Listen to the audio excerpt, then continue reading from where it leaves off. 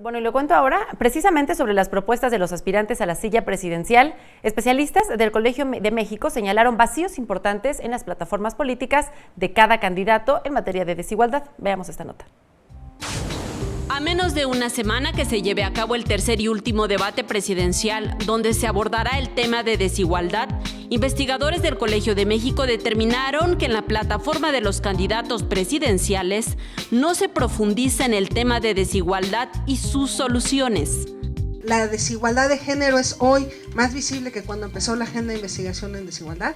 Y dos, también persisten las diferencias territoriales entre los estados. En los resultados del informe Desigualdades en México 2018, los especialistas dieron a conocer 4 principales hallazgos.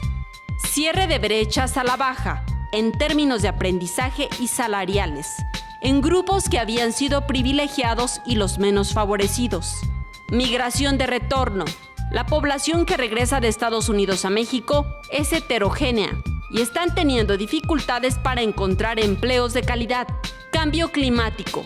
Este profundizará las desigualdades que ya existen entre los que menos tienen, además de que obtendrán mayores pérdidas materiales y habrá nuevos grupos de desigualdad. Y finalmente, ¿cómo se insertan las desigualdades en la nueva agenda electoral?